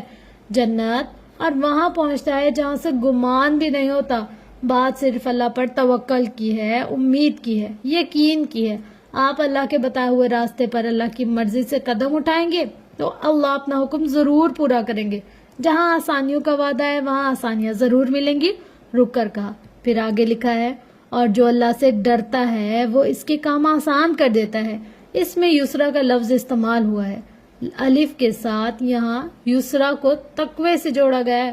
اب توجہ کا مرکز اگلی آیت تھی۔ جو اللہ سے ڈرتا ہے تو اللہ اس کی برائیاں دور کرتا ہے اور اس سے جڑا بڑا اجر بھی دیتا ہے۔ اب ذرا ہم رک کر اس آیت پر غور کرتے ہیں۔ تقوی کے ذریعے سیئات کا مٹ جانا، برائیات کا، گناہ یا جو بھی، بعض دفعہ ہم زندگی کے مشکل ترین حالات سے اسی لیے گزر جاتے ہیں تاکہ ہمارے تمام کے تمام حسیات مٹائے جا سکیں، اور جب سیئات نہ رہیں تو پھر اجر رہ جاتا ہے، اور یہ اجر صرف آخرت سے جڑا ہوا نہیں ہوتا، جنت یہ دنیا میں بھی ملتا ہے آسانیوں کی صورت۔ پھر 6 کو چھوڑ کر 7ویں آیت کے اختتام پر ہے، ان قریب اللہ تنگی کے بعد آسانی کر دے گا۔ اور جیسا کہ تم نے کہا یہاں بعد ہے، ماں نہیں، سیجعل استعمال ہوا تو اس کا مطلب ہے کنفرم بات ہے کہ ایسا ہی ہوگا۔ تو کیا یہ کوئی اور عذر ہے؟ سوال کر کے اس کی آنکھوں میں دیکھا، جنت کے پاس فی الحال کوئی جواب نہ تھا، اور دیکھو ان تمام لفظوں کے آخر میں الف ہے، امرا، مخرجہ، قدرا، اجرا، یسرا، سب کے آخر میں الف ہے۔ اور نقطے پر آ کر جنت ایک لمحے کے لیے بالکل سن سی ہو گئی۔ مجھے اندازہ نہیں تھا ایسا کوئی ہنٹ اس صورت میں مل سکتا ہے۔ مسز شیرازی مسکرائیں، جب تم یسرا کو جان لو گی تو یہ سارے لفظ تمہیں بہترین سمجھ میں آ جائیں گے۔ بات ختم ہو گئی، جنت کی نگاہیں صفحے پر، آیت پر اور حرف پر ٹھہر کر رہ گئی۔ کیا سوچ رہی ہو؟ زندگی کے دیگر سخت ترین حالات کی طرح طلاق بھی انسان کو توڑ دیتی ہے نا آنٹی؟ اور افسوس کی بات ہے کہ ایک طلاق یافتہ کو زندگی اور رشتوں کے حوالے سے کوئی امید نہیں دلاتا، مگر جس کے ہاتھ میں ہماری جان ہے، ہمارا نصیب ہے، ہماری خوشیاں اور ہمارا رزق ہے، وہ دلا رہا ہے۔ اسی صورت میں جس کا نام طلاق ہے، اپنے اندر کے غم سے لڑتے ہوئے وہ کہہ رہی تھی، جب مجھے طلاق ہوئی تو مجھے لگا تھا میری پوری زندگی اب ختم ہو گئی، میری حیثیت مٹی ہو چکی ہے، اب میں ساری عمر ایسی رہ جاؤں گی، یا شاید کسی بڑی عمر کے شخص سے میری شادی کر دی جائے گی۔ خاندان کے لوگ باتیں کرتے تھے، مجھے دوسروں کی آنکھوں میں اپنے لیے عزت نہیں نظر آتی تھی، میرے اتنے صبر اور برداشت کے باوجود سب کو میرا قصور ہی نظر آ رہا تھا، اور میں وقت جیسے پلٹ آیا، وہ جیسے اسی ٹینشن زدہ ماحول میں قید ہو گئی، میں ایک کمرے میں بند ہو گئی، مایوس ہو گئی۔ میں جھوٹ نہیں بولوں گی اگر میں آپ سے یہ کہوں کہ میں اپنی طلاق کے بعد سچ مچ مر گئی تھی۔ اس نے کہا، تو پھر کیا ویسا ہوا جیسے تم نے سوچا تھا؟ انہوں نے نرمی سے پوچھا۔ جنت کی آنکھیں نم ہو گئی، نفی میں سر ہلایا۔ میں نے زندگی کا تو تصور ہی نہیں کیا تھا، یہی تو مین پوائنٹ ہے صورت الطلاق کی۔ انہوں نے کہا، یہی تو امید اور یقین ہے جسے ہم اپنے مشکل ترین حالات میں قائم رکھنا چاہیے۔ رک کر اس کی آنکھوں میں دیکھنے لگی۔ مجھے ایک بات بتاؤ، وہ ساری کی ساری منفی سوچیں، خیالات، وسوسے اور نا امیدی تم نے کہاں سے لی تھی؟ جنت نے سر اٹھا کر انہیں دیکھا۔ سوال واضح تھا، وہ بے طرح سے چونکی کہ بات صرف ان کی سرگوشیوں کی نہیں تھی جو شیطان اس کے اندر کرتا تھا، بات ان سرگوشیوں کی بھی تھی جو انسانوں کے ذریعے اس تک پہنچاتے تھے۔ ٹاکسک ریلیشن شپ سے آزاد ہونے کا مطلب ہرگز یہ نہیں کہ اب آپ کمتر ہو چکے ہیں، یا آپ کا رزق، آپ کے حصے کی برکتیں، آپ کے حصے کی خوشیاں آسمان کی طرف اٹھا لی گئی ہیں۔ نہیں، بالکل بھی نہیں. جو آپ کا ہے وہ آپ کا ہے. پوری دنیا مل کر بھی اس کو آپ کی نعمت سے محروم نہیں کر سکتی جو اللہ نے آپ کے لیے لکھ دی ہے. آپ کی شادی بھی ہوگی, آپ کا گھر بھی آباد ہوگا, لوگوں کی باتیں, ان کے طنز, ان کے تانے, ان کی نگاہیں, ان کے سوالات, ان کے اشارے آپ سے آپ کا رزق نہیں چھین سکتے. وہ اسے دیکھتے ہوئے کہہ رہی تھی. وہ جیسے اس جنت سے مخاطب تھی جو اپنی پہلی طلاق پر ایک بند کمرے میں غمزدہ سی مایوس بیٹھی تھی. اس جنت سے جو یسرا کا معنی تلاش تھی, صورت طلاق تک پہنچ گئی تھی, جو اپنی زندگی کے ہر پہلو کے حوالے سے ایک مثبت پیغام, ایک امید ڈھونڈ رہی تھی. لوگوں کے ہاتھوں میں آپ کا نصیب نہیں ہوتا جنت, وہ آپ کے مالک نہیں ہوتے, وہ آپ کے رازق نہیں ہوتے, انہوں نے آپ کو تخلیق نہیں کیا ہوتا. سو انہیں اس بات کی اجازت ہی کیوں دی جائے کہ وہ آپ کے اندر مایوسی کا زہر بھر دیں, پھر آپ سے آپ کے خواب چھین لیں, آپ کو آپ کی اپنی نظروں میں بے وقت کر دیں. آپ نے صرف اللہ پر بھروسہ رکھنا ہے جس نے آپ سے خود آسانیوں کا وعدہ کیا ہے.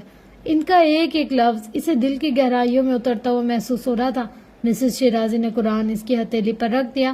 طلاق اس بات کی علامت ہے کہ آپ کا تعلق ایک رشتہ آپ کی اپنی بہتری کے لیے ختم ہو چکا ہے, اس بات کی نہیں کہ آپ ختم ہو چکے ہیں.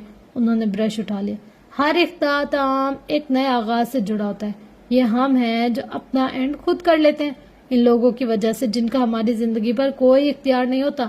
3 رنگوں کو ایک دوسرے میں ضم کر کے ایک نیا اچھوتا رنگ تخلیق کیے وہ ادھوری پینٹنگ کو مکمل کرنے لگی تھی. جنت سر جھکائے صفحے پر نظریں جمائے بیٹھی تھی. عموماً میں کسی بھی صورت کو سمجھتے ہوئے اس بات پر بھی غور کرتی ہوں کہ اس میں اللہ تعالیٰ کن صفات کا ذکر کر رہے ہیں, جیسے کہ اس میں اللہ اور قدیر, قدرت رکھنے والا استعمال ہوا ہے. یہ بھی ایک نشانی ہے. نیچے کی باقی آیات پڑھو گی تو تمہیں یہ بھی سمجھ آ جائے گی کہ جو حد سے تجاوز کرتے ہیں, احکامات کی خلاف ورزی کرتے ہیں, ظلم کرتے ہیں, تو ان کے حصے میں شدید عذاب آتا ہے. سو اس بات کا تو سوال ہی پیدا نہیں ہوتا کہ کوئی کسی پر ظلم ڈھا کر خوش رہ سکتا ہے یا کسی کو برباد کر کے اپنی زندگی آباد کر سکتا ہے. بات جیسے اب ختم ہو چکی تھی, مگر وہ چاہتی تھی مسز شیرازی بولتی رہے اور وہ سنتی سمجھتی رہے. کتنی بار اس صورت کو پڑھا تھا اس نے, اور کتنی بار اسے صرف احکامات کے حوالے سے جانا تھا. کبھی بھی اس کی نظر ان آیات پر نہیں گئی تھی, اس پیغام, اس امید پر نہیں گئی تھی. اب تم کب تک مجھے یسرا کے معنی بتانے والی ہو؟ خوشگوار لہجے میں پوچھا گیا تو وہ نم آنکھوں کے ساتھ مسکرا دی. انشاءاللہ میں بہت جلد. پھر آپ کو بس مجھے ایڈریس دینا ہوگا اور میں آپ کے پوتے سے ملنے جاؤں گی, اور صرف اتنا ہی نہیں, میں اسے یہاں بھی لاؤں گی. دیکھنا آپ, وہ ان سے لپٹ کر کہہ رہی تھی اور وہ دھیرے سے مسکرا کر رہ گئی, مگر آنکھوں کی نمی کچھ اور بڑھ گئی تھی. وہ جرمنی سے تیسرے دن ہی واپس آ گیا تھا. جنت اس کے جلد آنے پر حیران ہوئی مگر کوئی سوال نہ کیا. آج کل ویسے بھی وہ اپنے نئے کمرے کی سیٹنگ میں مصروف تھی. فرنیچر تقریباً سیٹ ہو چکا تھا, اب بس اسے کمرے کو رہائش کے قابل بنانا تھا. کچھ سامان رکھنا تھا, کچھ چیزیں خریدنی تھی. ابھی بھی وہ اکثر کے ساتھ الماری میں کپڑے ہی رکھوا رہی تھی جب وہ دستک دے کر اندر آیا. ایک ستائشی نگاہ پورے کمرے میں دوڑائی. سفید رنگ ویسے بھی میرا فیوریٹ ہے. اسے پتا تھا کب کیسے جنت کمال کی خوشی کو غارت کرنا ہے. وہ اندر ہی اندر شعلوں کی زد میں آ گئی, مگر زبردستی کی مسکراہٹ ہونٹوں پر سے جائے اس کی طرف مڑی. اوہ, مجھے نہیں معلوم تھا. ویسے آنٹی کا کمرہ بالکل سامنے ہے. تو اس کے جواب پر مسکرائے بنا نہ رہ سکا. پھر ہاتھ میں پکڑا ہوا کارڈ اس کی طرف بڑھایا, جسے لیتے ہوئے جنت نے سوالیہ نگاہوں سے اسے دیکھا. میرے دوست کی شادی ہے, ہم ہفتے کو لندن جا رہے ہیں. وہ اسے دیکھ کر رہ گئی. پھر ملازموں کا لحاظ کر کے وہ اس کے پیچھے باہر آ گئی. ہم کیوں جا رہے ہیں؟ لہجے میں دبا دبا سا غصہ تھا. تم خود جاؤ. چلا جاتا, لیکن کارڈ پر مسٹر اینڈ مسز فارس لکھا ہوا ہے. جنت نے دانت پیس کر اسے دیکھا. لیکن میں تمہارے ساتھ کہیں نہیں جاؤں گی. وہ اپنی ضد پر اڑ گئی, اور یہ ضد شام تک خود ہی ختم ہو گئی جب مسز شیرازی نے اپنے پاس بٹھا کر اسے شادی اٹینڈ کرنے کے لیے رضامند کر لیا. وہ انہیں انکار نہیں کر سکتی تھی, اور چونکہ بات فارس کے دوست کی تھی تو فارمیلٹی پوری کرنے کو ہی صحیح اس کی شرکت ضروری تھی. وہ اوپر کمرے میں آئی تو چہرہ اچھا خاصا پھولا ہوا تھا. ویسے پیکنگ کی تو ضرورت نہیں پڑے گی. اشارہ اس کے بیگ کی طرف تھا جو وارڈروب کے ساتھ ہی کھڑا تھا اور جسے وہ 2 ماہ پہلے تیار کر چکی تھی. مجھ سے کوئی بات مت کرو تم. ایک قہر بھری نظر اس پر ڈالتے وہ واش روم میں گھس گئی. وہ زیر لب مسکرا کر رہ گیا. وہ لندن پہنچے تو اس وقت صبح کے 7 بج رہے تھے. ایئرپورٹ سے باہر گاڑی پہلے سے موجود تھی. انتظام میں گارڈ اور سیکرٹری بھی کھڑے تھے. اسے لندن کی فضا میں سردی کو شدت سے احساس ہوا تھا. گاڑی کا سفر کچھ خاموشی سے کٹا. البتہ فارس وقفے سے آنے والی کالز ریسیو کرتا رہا تھا. اس کا اپارٹمنٹ لندن کے ایک پوش ایریا کی 34ویں منزل پر تھا. وہ سفر سے کچھ حد تک تھکی ہوئی تھی کہ پہنچتے ہی سو گئی. دوپہر میں آنکھ کھلی تو فارس موجود نہیں تھا. البتہ میڈ کچن میں کھانے کا انتظام کر رہی تھی. اس نے گھوم کر پورے گھر کا جائزہ لیا.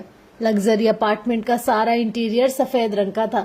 ہر ایک شے نفیس اور قیمتی تھی. بے انتہا پرتش بیڈ روم ایک ہی تھا، مگر ایسا شہانہ اور خوبصورت کہ وہ سراہے بنا نہ رہ سکی. ایک مسلمان میڈ تھی جو گھر کی دیکھ بھال اور کھانے کا انتظام سنبھالے ہوئے تھی.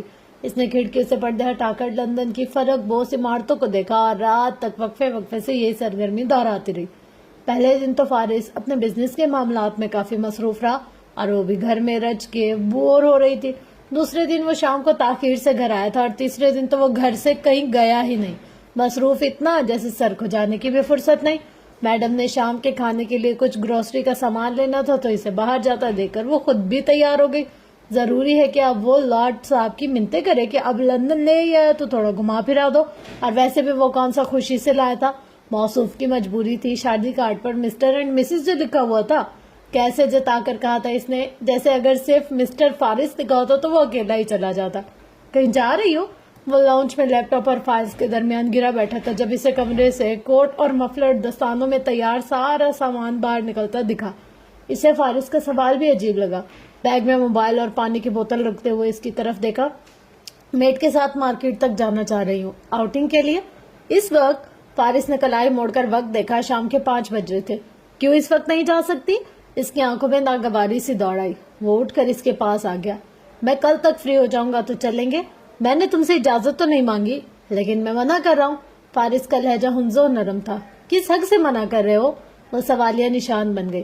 وہ خاموش ہو گیا. اس کا انداز، اس کا لہجہ، اس کا رویہ. وہ کیسے کہے کہ فکر میں منع کر رہا ہے جبکہ اسے کسی بھی بات پر یقین نہیں آتا تھا. شاید میں نے کبھی ذکر نہیں کیا لیکن اسے جملہ مکمل کرنے میں کچھ دقت ہوئی. میرے دشمن زیادہ ہیں. تو وہ یوں دکھ رہی تھی جیسے اسے فارس کی بات سمجھ میں ہی نہ آئی ہو. وہ چند لمحوں تک اسے دیکھتا رہا. میں نہیں چاہتا کوئی تمہیں نقصان پہنچائے صرف اس لیے کہ تم میری بیوی ہو. اگلے کئی لمحوں تک جنت ساکت سی کھڑی رہ گئی. بیوی اب ہوں، 5 ماہ پہلے تک کیا تھی؟ وہ ایک سوال کاری ضرب جیسا تھا. اسے لگا وہ زمین کی تہوں میں اتر گیا. پہلے تو تمہیں کبھی فکر نہیں ہوئی، کبھی روک ٹوک نہیں کی. گھنٹوں تمہارے آفس کے باہر اجازت کے لیے کھڑی رہتی تھی صرف اس لیے کہ تم منع کرو اور میں رک جاؤں تاکہ مجھے احساس ہو تم مجھے اپنی ذمہ داری سمجھتے ہو. مگر تم کیا کرتے تھے؟ جواب تک نہیں دیتے تھے. کبھی منع نہیں کیا، کبھی محتاط رہنے کو نہیں کہا، کبھی پرواہ نہیں کی. اور اب اچانک تمہارا خیال ہے مجھے اجازت بھی لینی چاہیے اور تمہارے منع کرنے کے بعد رک بھی جانا چاہیے اس لیے کہ میں تمہاری بیوی ہوں. اس کا لہجہ طنز میں گھل گیا تھا مگر آنکھوں کی نمی، آواز کی کمزوری، اس کے جذبات اس کی تکلیف عیاں کر رہے تھے. مجھے وہ کار ایکسیڈنٹ کے وقت تمہارے تاثرات نہیں بھولتے. تب تم چاہتے میں مر جاؤں. میری حادثاتی موت تمہارے بہت سے مسئلے حل کر دیتی ہے نا. وہ اس کی آنکھوں میں اپنے لیے شوق، غصہ، بدگمانی، بے اعتباری جیسے تاثرات دیکھتا بالکل خاموش کھڑا رہا. اب بات بچے کی ہے تو تمہیں فکر ہو رہی ہے لیکن تم سے زیادہ فکر مجھے ہے. بیگ ایک کندھے سے دوسرے کندھے پر ڈالا. ہمیشہ کی طرح فارس وجدان کے تاثرات اس کی سمجھ سے باہر تھے مگر اس کی آنکھیں، فارس وجدان کی آنکھیں. وہ دروازہ کھول کر باہر نکل گئے. بند دروازے کے اس پار لفٹ کے عین سامنے وہ سر جھکائے کھڑی رہی. آنکھیں آنسوں سے لبالب بھرنے لگی. چہرہ جذبات کی شدت سے سرخ ہو رہا تھا. اس سے بہت رونا آ رہا تھا مگر وہ رونا نہیں چاہتی تھی. فارس کی میٹ کے سامنے تو بالکل بھی نہیں. آنکھیں صاف کر کے اطراف میں گرتی لٹوں کو پیچھے ہٹا مفلر کو اچھی طرح سے لیتی آگے بڑھ گئی. وہ میٹ کے ساتھ بارک لین مارکیٹ میں آ گئی تھی. بھانت بھانت کے لوگ تھے. سڑک اور مختلف دکانوں پر کافی رش تھا. ایک ہلچل اور شور سا مچا ہوا تھا. خرید و فروخت جاری تھی. کوٹ کی جیبوں میں ہاتھ ڈالے اطراف کا جائزہ لیتے ہوئے وہ آگے بڑھتی رہی. میڈ ہر تھوڑی دیر بعد کلائی موڑ کر وقت دیکھتی تھی اور پھر اسے جس کے چہرے پر اب غم یا خوف کا کوئی تاثر نہ تھا. آنکھیں جانے کب کی خشک ہو چکی تھی. میڈ کو واپسی کی جلدی تھی کہ شام کے کھانے کا انتظام بھی دیکھتا تھا مگر جنت اس کی بھی نہیں سن رہی تھی. وہ بس ٹہل رہی تھی، چیزیں دیکھ رہی تھی، گھوم رہی تھی اور کہیں اگر ہاتھ میں ہاتھ ڈال کر گھومتے جوڑے پر نظر پڑتی تو بڑبڑا بھی رہی تھی. اس قدر کھلی فضا اور ماحول میں اتنے سارے لوگوں کے بیچوں بیچ اسے ایک بار پھر شدت سے تنہائی کا احساس ہوا تھا. عجیب سا دکھ، حسرت تھی، غم تھا اور غصہ تھا. دائیں طرف مڑتے ہوئے اس کی نظر کلا مشین پر جا ٹھہری. گلاس باکس کے اندر بے تحاشا روئی کے اندر رنگ برنگے کھلونے تھے مگر اس کی تمام تر توجہ اس سبز مائل ڈائناسور پر تھی جو اسے بہت خوبصورت لگا تھا. میں یہ ٹرائی کرنا چاہتی ہوں، میڈ سے کہہ کر آگے بڑھ گئی۔ ہر طرح کی منفی سوچ اور خیالات کو جھٹکا، دل کو سنبھالا کہ کیا ہوا، اگر جو وہ کھیلی ہے اس کا مطلب یہ تو نہیں کہ وہ اپنے لمحات کو یادگار نہیں بنا سکتی۔ میڈ کا موبائل بج اٹھا، اس نے جیب سے نکال کر اسکرین کو دیکھا تو چہرے کے تاثرات بدل گئے۔ جنت کی اس کی طرف پش کی تھی، اب چونکہ بیگ کے ساتھ کلام مشین سے ڈائناسور نکالنے میں دقت ہو رہی تھی، سو اس نے اپنا ہینڈ بیگ میڈ کو تھما دیا اور شروع ہو گئی۔ پہلی کوشش میں ناکام، دوسری میں بھی ناکام، تیسری کوشش میں ڈائناسور ہاتھ میں تھا۔ اس کی خوشی دیکھنے لائق تھی، میڈ بھی دیکھتے ہوئے بدہکت مسکرائی تھی۔ انسان کو اپنے ساتھ زندگی بسر کرنی چاہیے، ضروری ہے کہ کوئی ساتھ ہو تبھی آپ ہنسیں گے مسکرائیں گے۔ اس نے دل ہی دل میں خود کو شاباش دی، پھر کھلونا میڈ کے حوالے کرتی دوسرے اسٹال سے ننھی منی سی اشیاء دیکھنے لگی۔ اسے اکثر کے لیے ایک آئینہ پسند آیا تھا اور تبھی وہ اپنا پرس لینے کے لیے مڑی اور اپنی جگہ تھم گئی۔ میڈ وہاں کہیں نہیں تھی۔ اس نے گھبراہٹ کے عالم میں گھوم کر چاروں طرف دیکھا، آس پاس بہت دور تک دیکھا، مگر وہ اسے کہیں بھی نظر نہ آئی۔ جنت کا دل تیزی سے دھڑکنے لگا، سانسیں پھولنے لگی۔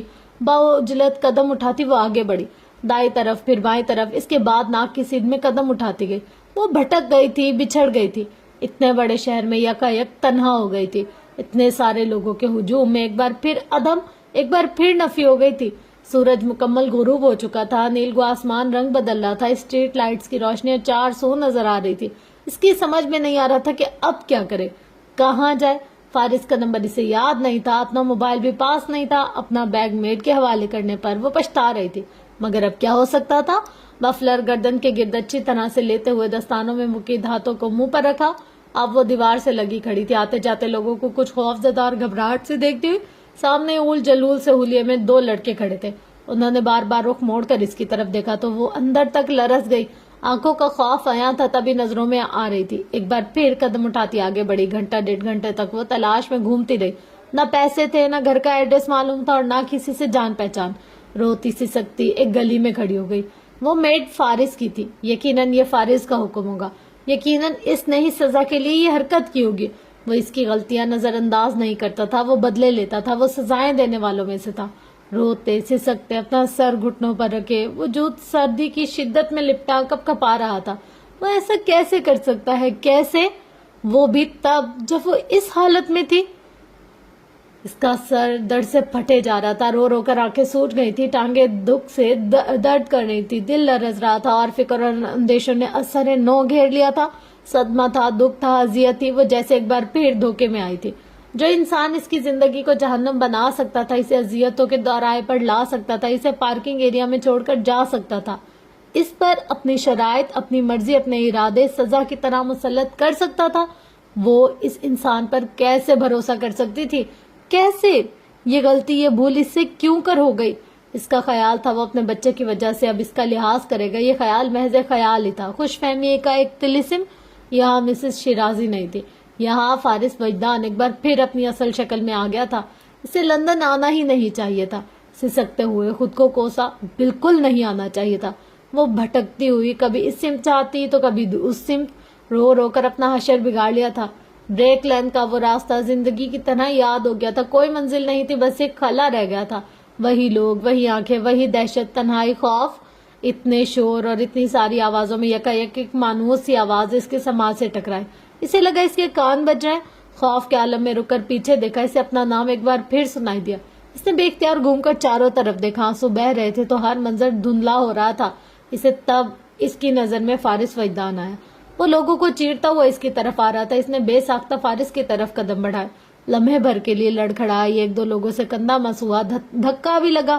وہ اتنے دکھ، اتنے صدمے اور غصے میں تھی کہ اسے فارس کی آنکھوں میں اپنے لیے فکر، پریشانی اور خوف ہی نہ نظر آیا۔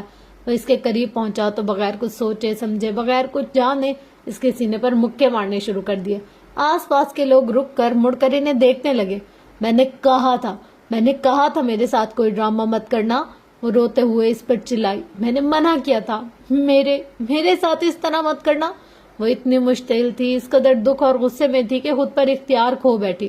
2 گھنٹے سے وہ اس شدید سردی میں بھٹک رہی تھی۔ 2 گھنٹے ایک سزا کے نام ہو گئے تھے۔ زخم پھر ادھڑ گئے، سارے زخم تازہ ہو گئے، ساری اذیتیں جاگ اٹھی، بچپن سے لے کر اب تک دماغ میں وحشت پھیل رہا تھا۔ روتے کڑلاتے غصہ دکھاتے وہ جتنا لڑ سکتی تھی وہ لڑی، جتنا مار سکتی تھی اس نے مارا۔ وہ اسے سنبھالنا چاہ رہا تھا مگر وہ اس کے قابو میں ہی نہیں آ رہی تھی۔ وہ اسے نہیں دیکھ رہی تھی، اس کی نہیں سن رہی تھی۔ کچھ بے دردی اور غصے سے اس کا ہاتھ جھٹک کر وہ پیچھے ہٹنا چاہ رہی تھی، مگر فارس نے اسے ایسا نہیں کرنے دیا۔ وہ سڑک کے بیچوں بیچ اس کے مضبوط بازوؤں کے حصار میں مقید ہو گئی۔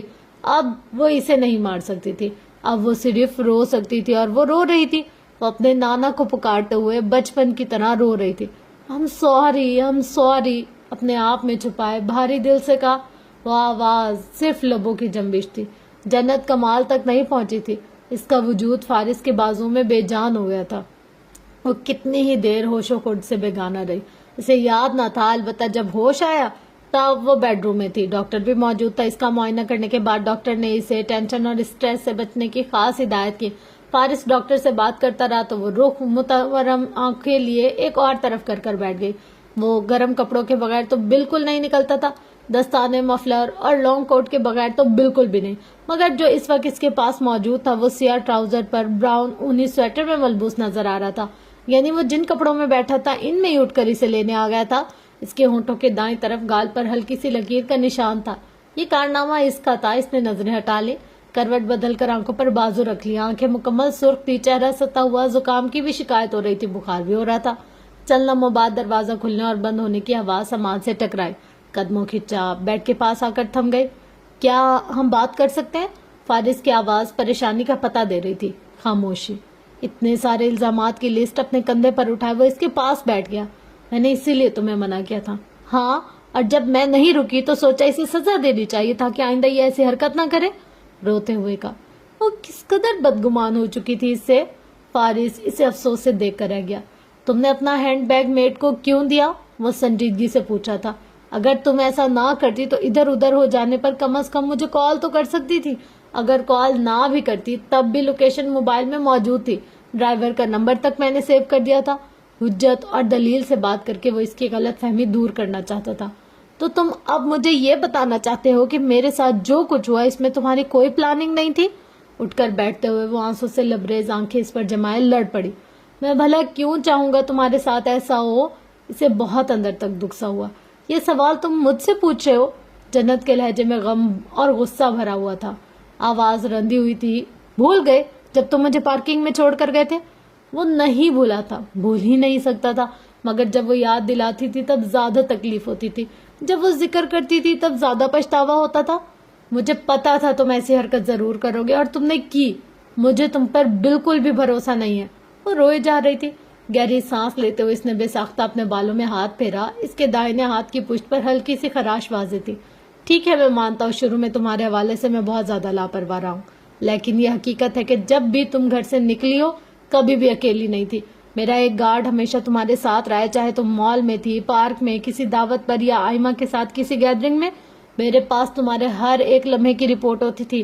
میں نہیں چاہتا تھا کہ کوئی تمہیں میری وجہ سے نقصان پہنچائے۔ ہاں، لاہور میں مجھ سے غلطی ہوئی، شاید اس وقت میں بہت غصے میں تھا، میں نے تمہاری سیفٹی کا خیال نہیں کیا۔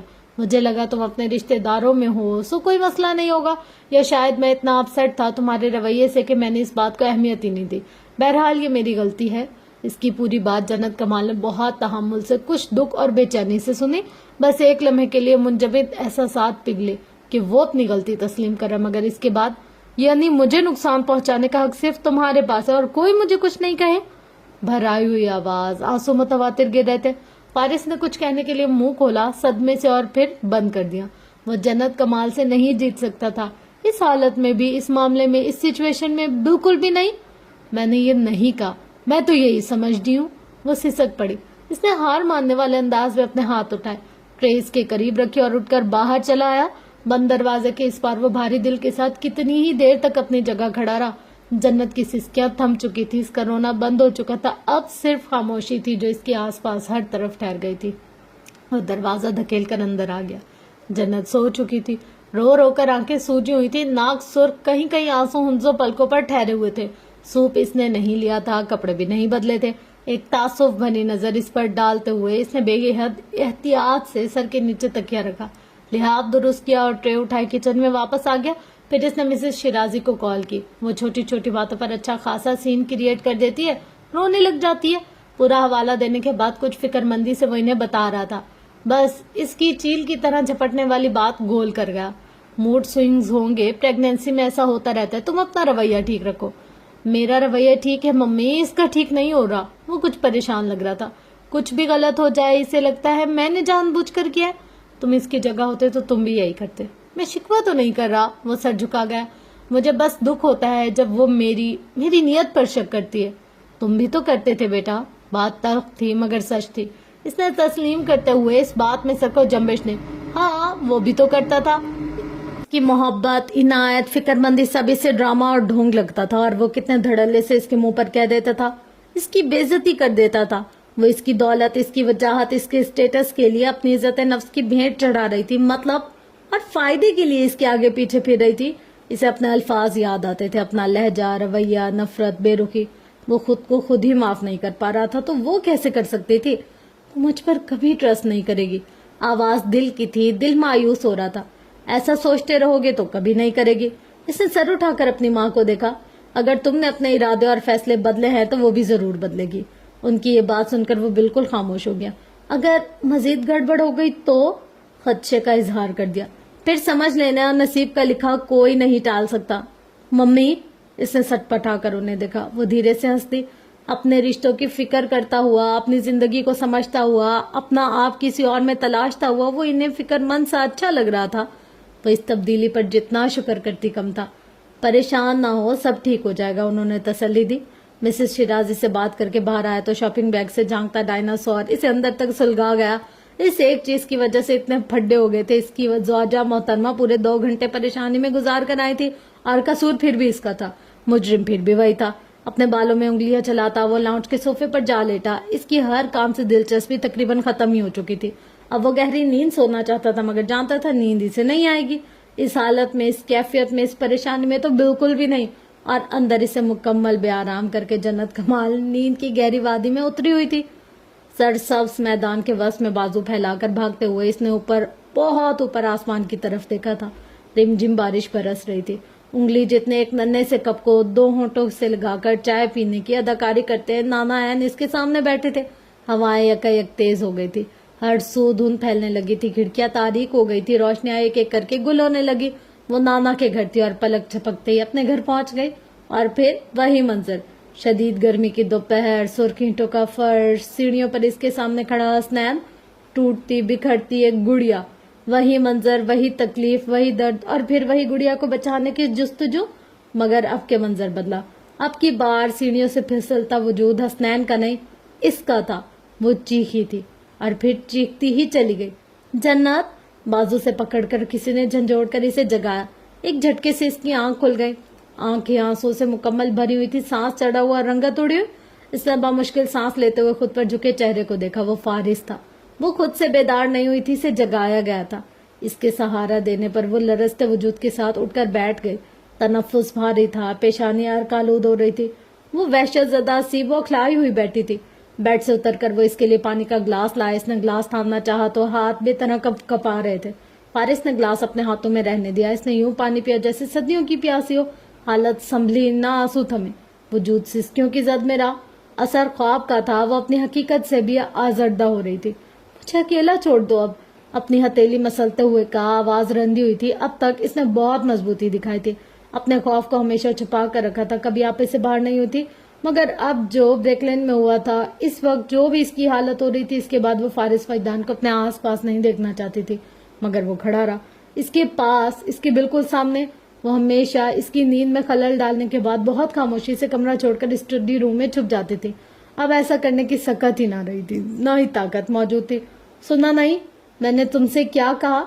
सर उठाकर सख्त लहजे में कहा। आवाज बेहद कमजोर थी मगर वो अपनी जगह से 1 इंच नहीं हिला। अपने गिर्द बाजू बांधे वो दाएं तरफ को झुककर अपना चेहरा छुपा गए।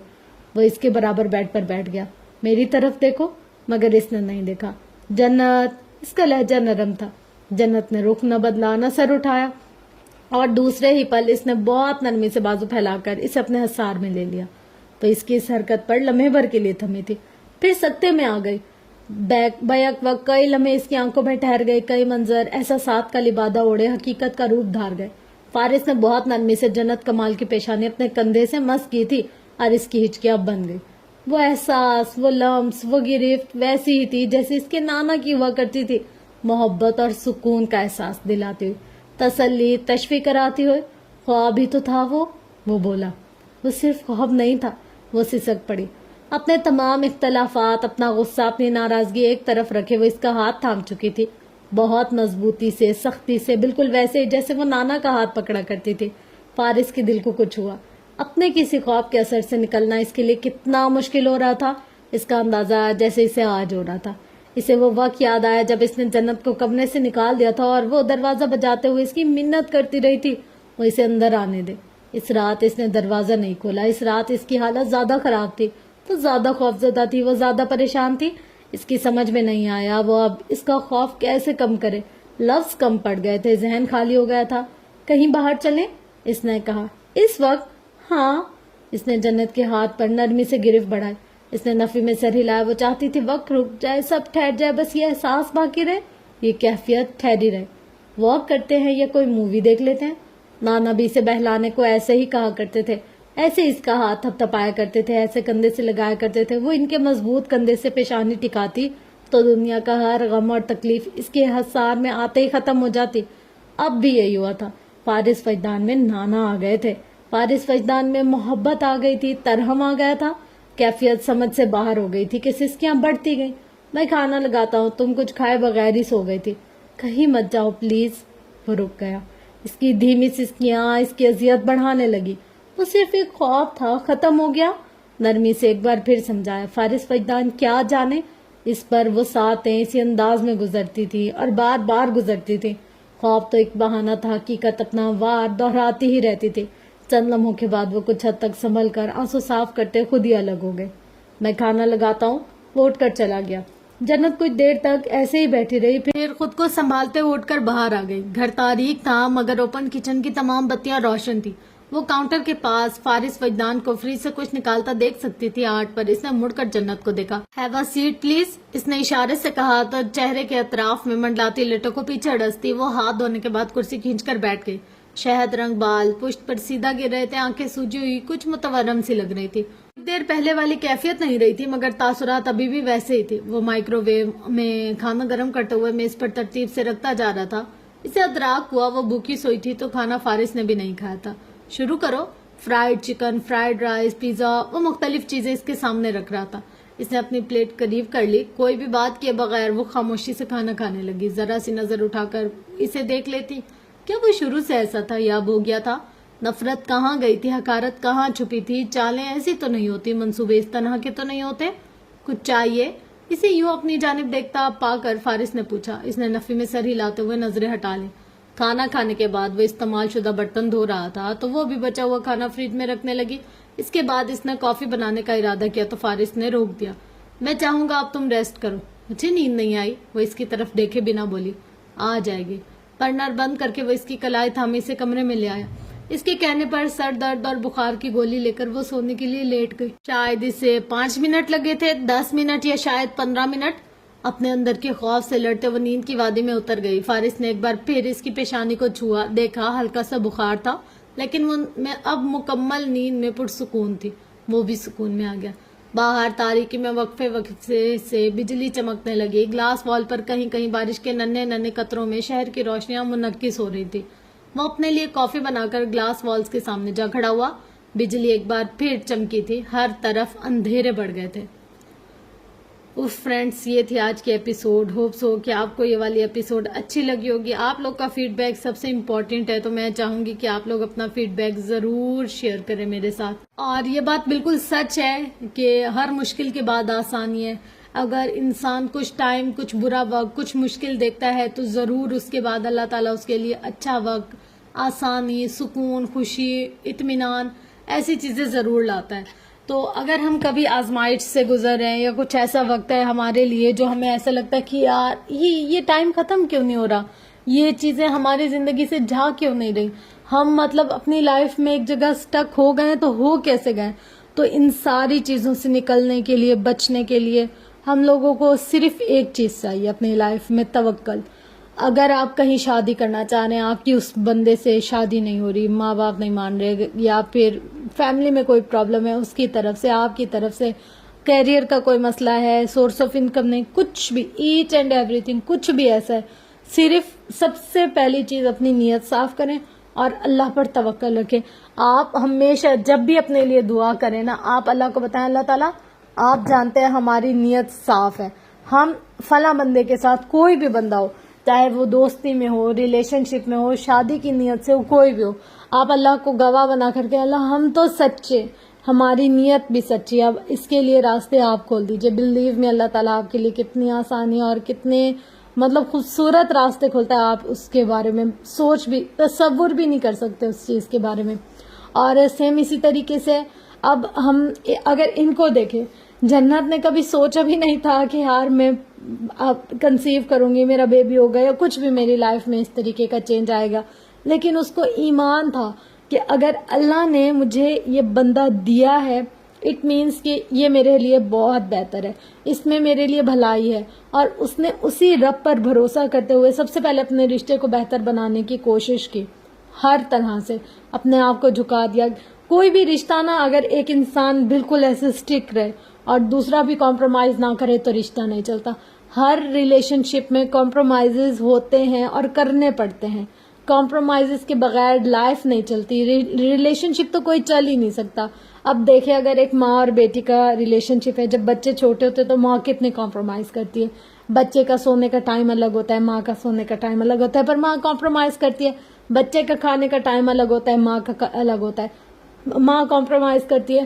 اسی طریقے سے جب ماں باپ بوڑھے ہو جاتے ہیں تو بچے جو فرما بردار اور اچھے ہوتے ہیں تو وہ اپنے ماں باپ کے ٹائم کے حساب سے، ان کی لائف کے حساب سے اپنے آپ کو تھوڑا سا چینج کرتے ہیں.